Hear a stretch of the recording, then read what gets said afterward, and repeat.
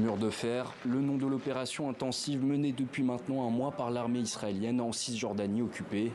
Officiellement présentée comme antiterroriste, l'offensive cible particulièrement des camps de réfugiés comme celui de Jenin, où la population civile se dit terrorisée.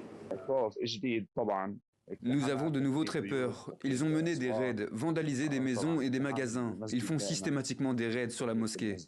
Il y a des tireurs embusqués, ce qui provoque beaucoup de panique dans le quartier. Lors des raids, les habitants reçoivent l'ordre d'évacuer les lieux sans possibilité de retour pendant parfois plusieurs jours. À l'aide de bulldozers et d'explosifs, l'armée israélienne détruit systématiquement les habitations et les infrastructures civiles.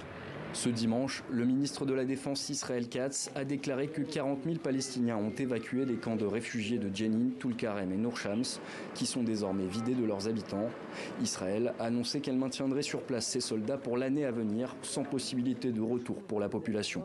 Il y a une application en Cisjordanie du Retex, retour sur expérience, qui a eu à Gaza, notamment pour le déplacement des populations, effectivement pour un certain nombre de ministres du gouvernement. Il y a une fenêtre d'opportunité, effectivement, pour accélérer une opération qui justifierait le déplacement de population en Cisjordanie, avec des objectifs affichés antiterroristes, qui ne sont pas factices, mais simplement qui coïncident parfaitement, effectivement, avec par ailleurs un agenda politique d'une annexion rampante, en réalité, effectivement, de la Cisjordanie.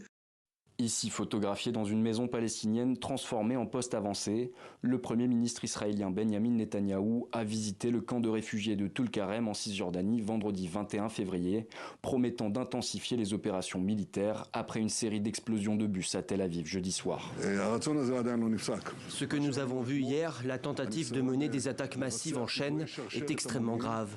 En réponse, conformément à mes instructions et à celles du ministre de la Défense, nous avons augmenté les forces en Judée et en Samarie et lancer des activités opérationnelles supplémentaires contre les centres terroristes.